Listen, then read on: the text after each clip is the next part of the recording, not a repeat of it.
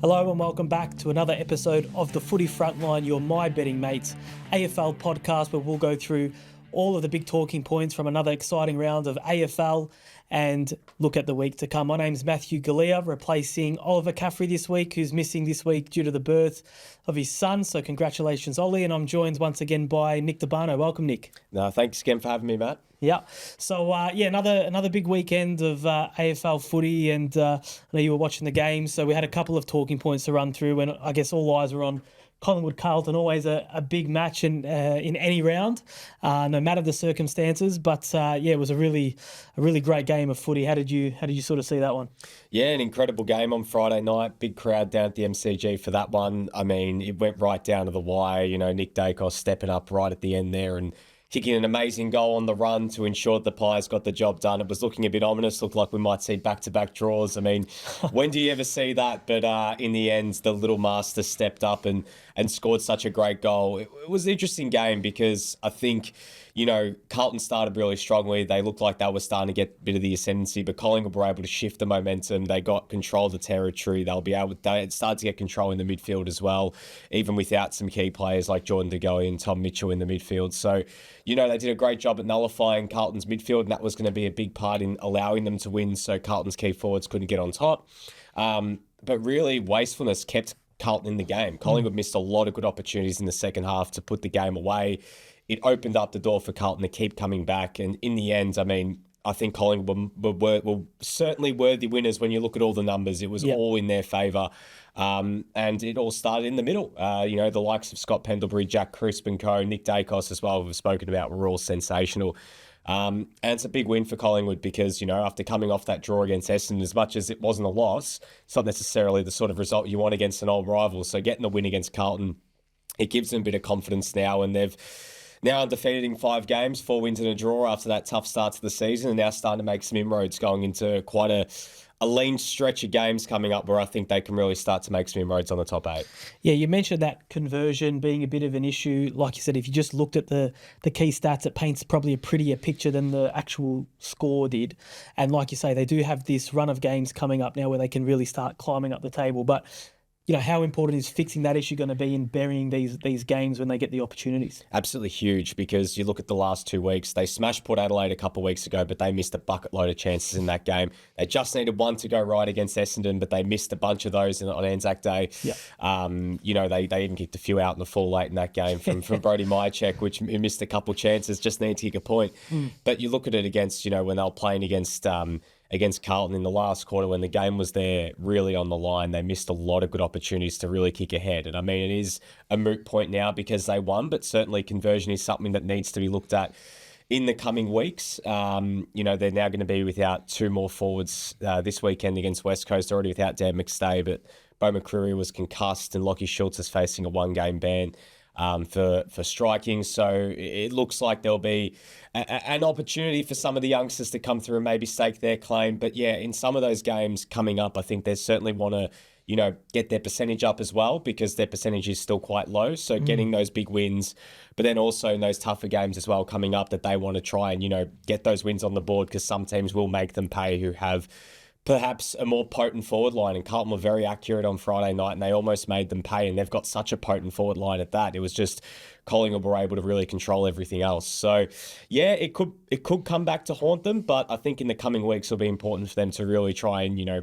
find some consistency in front of goal. Yeah, and obviously on the other side of that coin, Carlton have now lost 3 of their last 4, and they've got a bit of a stretch of tough games coming up, so they'll be looking at that as a opportunity to get a win where maybe they weren't expected to, and sort of, you know, set themselves up for that tough run with a bit more confidence. Yeah, well, I mean, you look at the losses, Adelaide, they beat the Giants, and then the losses against Geelong and Collingwood, certainly not what Carlton would want, trying to stake their claim as a premiership contender this year, and Melbourne this week on Thursday, and the Swans after that, 2 really tough games where they're going to be tested. They're going to have to really try and, you know, bounce back against sides that they would love to beat to try and get that momentum going into the midway point of the season and really kick on and push and show that they are good enough to win a premiership this season. So now, you know, I think there are some concerns. They do have some injuries at the moment, but they've still got enough quality to beat a lot of these sides, and they have shown that they've been able to weather injuries in the past. But, you know, just in key moments against Collingwood, they weren't able to key players, you know, weren't able to sort of take control of the game when it was there for them to maybe kick ahead. If they did win that game, I think that they would have been pinching it. I don't think that they deserve to win that. But, defensively, they were opened up a few times, perhaps uncharacteristically over the last couple of weeks. They've been a bit open defensively. Jamie Elliott was really able to get control in that battle against Zach Williams. Jacob Weering was fantastic against Brody Myercheck. But, yeah, I think in the coming weeks against Melbourne, who don't traditionally score a big score, it might certainly help them in really being able to get their defence up to scratch, get some more control in the middle, which is going to be tough against Melbourne. But, I think these next few weeks are going to be big for the Blues because they don't want to fall too far behind the 8 ball. Yep, definitely. The other, I guess, talking point from the round was the Western Bulldogs. Obviously not a ideal result against a Hawthorn side that's failed to really inspire this season. I think they would have looked at that game as one that they really expected to win and feel like they should have won. But, a loss, where does that really leave them now? Yeah, that was a really disappointing loss for the Bulldogs. There was a bit of talk in the middle of the week. I mean, Essendon Ruckman Sam Draper was quite forthright in his comments on a podcast during the week and, was pretty much, obviously the Bulldogs have come out and they've spoken about a united front, but 2 losses in a row in games that they really had to win. I mean, you look at they got that big win against the Saints and then since then a loss against Freo, now a loss against Hawthorn, a Hawthorn team that only won 1 game all season. The Bulldogs were, had a lot of the ball, in key moments. They dominated the clearances, but it was their turnovers. Hawthorn's pressure was immense. They weren't able to get into any sort of flow. They started the game well, but Hawthorn after that were just all over them. And at Marvel Stadium in front of, mainly, a lot of their home fans in a ground they know really well, they just wilted. And now they're 3-5 after 8 games, and it really, again, they're facing an uphill battle. And with every loss, that pressure continues to build on the players and Coach Luke Beveridge. There's been so much discussion about his future. He got an extension in the off season. They've built around him to go again, but with every loss, the noise is just going to grow louder and louder and louder. So a big game for them against the Tigers this weekend, who have also only won 1 game. But then after that, GWS, Sydney and Collingwood in their next 3. So they really can't afford to lose next week because if they go 3-6 heading into those 3 games, their season could be done after that. Yeah. So we'll have a look at the games coming up in round 9. We obviously start off with Carlton taking on Melbourne. Carlton, obviously, we've spoken a little bit about this week. How do you see that game sort of going? Well, I think this is an interesting one because Carlton really need to respond. It's primetime football against the Melbourne side who go in with some confidence. They were the first team to beat Geelong all season on Saturday night. A really gutsy, gritty win against a very good Geelong team. It's a win that will give them a lot of confidence now. And I think they should feel quite confident going into this game, even with 1 less day break. It's a short turnaround going from Saturday into Thursday. It's going to be tough for them against this Carlton team who you'd be expecting a response from. I think the Carlton fans would also be hoping for a response in this game too. It's really going to be one in the middle. 2 elite midfielders going, midfield's really going head to head in this game. I think the D's are going to win this game, though. I think that they will be absolutely chomping at the bit to get one back over Carlton. They lost 2 heartbreaking games against them last year, late in the season that Carlton won to really put themselves in the 8. And then there was obviously the final last year, which Carlton basically, stole off Melbourne's foot. Talking about, not making the most of your chances. Melbourne missed so many chances, it allowed Carlton back into the game and they pinched it in that semi-final. So Melbourne will be chomping at the bit to get back one over them, and I think that they will. But from a Carlton persuasion, I think if any hot tip this week, Sam Walsh for 25 plus disposals. He's been brilliant since coming back from injury. So he's going to be key for them, but I still think that these are going to be too strong. Yeah, I'm thinking Carlton will have a big response to last week. And like you've mentioned, they do have the Moz over Melbourne a bit. So with those 2 factors, I've tipped a Carlton win there. Geelong taking on Port Adelaide. Like you mentioned, not the result Geelong were hoping for this weekend, but how do they go against Port? This is an interesting one down the highway. I mean, Geelong have been so good at home and you'd expect them to bounce back. I mean, Port Adelaide were very disappointing last Thursday in the showdown. They only kicked 5 goals for the whole game, but missed a bucket load of chances, and Adelaide were just too good for them in the end. They need to respond. Port Adelaide, they've had a very sort of up and down few weeks, but it's going to be so tough for them on the road down in Geelong, and I just don't see them being able to beat the Cats. I mean, it was an uncharacteristic day from Jeremy Cameron in front of goals. He missed a lot of gimmies in that game. Tom Hawkins has been down the last few weeks, but I'm actually expecting him to have a big one back at home, and I think he will kick multiple goals in this game too. And I think the Cats are just going to be too strong for Port Adelaide and really flex after a bit of a disappointing loss against Melbourne. Yeah, hard to bet against Geelong, particularly at home, given the way Port Adelaide played last week. So, yeah, I'll go Geelong win there. Then we head over to Fremantle taking on Sydney at Optus Stadium. Despite the home advantage, I'm still struggling to tip against Sydney. Yeah, real statement win for the Swans last week against GWS in the local derby. They were just way too good for GWS from the word go. Fremantle, look, a win that you'd expect them to get against Richmond on Sunday. You know, they've now won back-to-back games. They go into this game at home and should feel confident of being able to really push Sydney. And if they can win this game, it'll be massive for them and their hopes of really trying to solidify their finals credentials this season. But Sydney are looking like the team to beat right now. If there is, a one seed, if there is a team that's looking like the number one contender right now to Collingwood's premiership, it probably is the Swans. They've really bounced back well over the last couple of weeks, and I think they'll go to Perth and they'll come away with quite a good win for them. It's not going to be easy. I mean, we know Fremantle are going to make this game really tough for them. It's going to be really scrappy. But if Sydney can get a flow on, I think they're just going to be too strong. So Swans in Friday night footy and Isaac Heaney to kick multiple goals. Beautiful. Hawthorn taking on St Kilda in Tassie. How do we see this one? Yeah, down in Launceston for this one. So the Hawks, I mean, they've got a bit of momentum after that win against the Bulldogs. The Saints got a win they just need to get against North Melbourne last Saturday. A much-needed win. They're now up to 3 wins this season. They need to win again because there's a lot of expectation for St Kilda to play finals this year. I mean, there's a lot's been made about whether they can back up last season where they made the finals but went out in the first round against GWS. And I think that they'll continue their good form down in Tassie. And not their good form per se, but make it back-to-back wins and start to build some momentum because they really do need to win this game.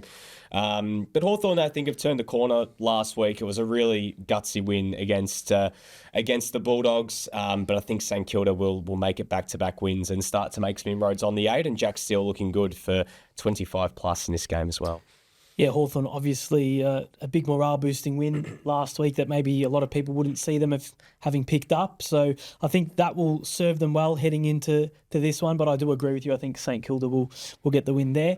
Essendon hosting GWS. Obviously, GWS not getting the result they wanted last weekend, but you'd think they have enough about them to beat Essendon even though it's in Melbourne. Yeah, I mean, this is a really big game because as much of Essendon has been good, they are looking for that real statement win. They weren't great against West Coast and they just got over the line over in Perth last week against, albeit a much improved West Coast outfit. But against this GWS team that I think can be raring to go and looking to bounce back after what was a really disappointing performance against Sydney, I think they were way off their best. It was probably their lowest performance of the season so far compared to the high standards that they have set with their performances early in the year. And I think they will come down to Marvel and beat the Bombers. I think Essendon, as much as they have been, solid and they've been able to get results on the board, they've had some really impressive showings, but they've also shown as well they may have gotten away with a couple of wins as well. They've scraped over the line a couple of games, but I think in this game, GWS is going to come down and going to be able to come away with a win over the Bombers, and Toby Green to respond as well after a few down games, and he's going to kick multiple goals. Yep, GWS for me there as well. Richmond taking on Western Bulldogs. I actually think Richmond might get up here, but how do you see this one going? Yeah, I mean, it's a big chance for the Tigers. They've got a lot of injuries, but, if they're going to play the Bulldogs, this is the perfect time to do it, to try get win number 2 of the year. I mean, they've already beaten Sydney this year, so they're going with some confidence. Of course, had a lot more players available that day, but the Bulldogs need to win this game. It's at the G, which suits Richmond. It's a big Saturday night game. If Richmond win, the pressure will just go right up on Luke Beveridge and the Bulldogs. But I don't see them losing this game. I think the Bulldogs respond and win. And a big game from the Bont as well. I think he's looking good for 30+ as well in this game too. Beautiful. Over in the Gold Coast, they'll host North Melbourne. How do you see this one going? Yeah, well, in fact, actually, this game is up in Darwin this week, so it's a Gold Coast home game up in Darwin at TIO Stadium. So I think the Suns will bounce back. It was a disappointing loss for them against Brisbane in the Q Clash. It was an opportunity for them to really stake their claim as a, not the little brother anymore in Queensland compared to Brisbane. You're playing Brisbane at an opportune time with all the injuries that they had yesterday, but also the poor start to the season. But overall, look, I think they take on a North Melbourne team that showed some signs of improvement against St Kilda, but is still winless. I don't see it changing up in Darwin. I think Gold Coast win this game, but Harry Sheasel from North Melbourne's had a really solid start to the season. I think 25 plus disposals for him. Well, North Melbourne kept their opponents under 100 points last week, which is a nice line for them, I guess. But yeah, hard to see Gold Coast not winning that game. On Sunday, Collingwood take on West Coast, and Collingwood at home, at Marvel Stadium. One of the games they have to play there. I find it hard to tip against Collingwood here. Yeah, I think they'll win this game. Look, West Coast, the last time they played Collingwood at Marvel Stadium, they won, but that was more of an anomaly than was a exception, not the rule in the poor period that West Coast have had over the last couple of years. Two old rivals as well, so expect a little bit of spice, but I think Collingwood will win this game quite comfortably. Yes, they've got a few players that are out at the moment, but as we saw last week, it hasn't really affected them. They're starting to find their groove. Their pressure's been great. Their mojo's starting to come back.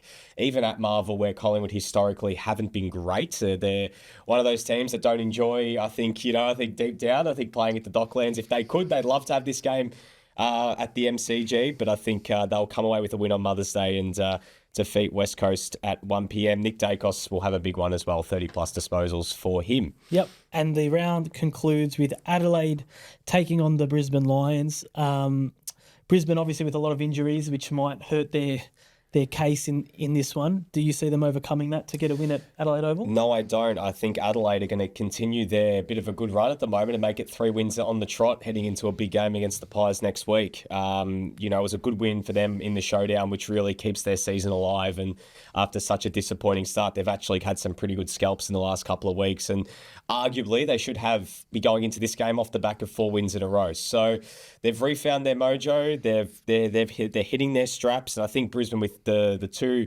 suspected ACL injuries for Darcy Gardner and Lincoln McCarthy, and the up and down form. Yes, it was a good win against Gold Coast, but going to Adelaide Oval, where the Crows, I think, are going to have you've got the parochial support behind them.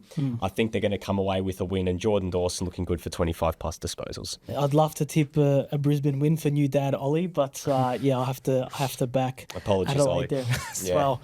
Well, that wraps up all the previews for next week. Make sure you check out all the previews on mybettingmate.com.au and join us next week for another episode of the Footy Frontline podcast.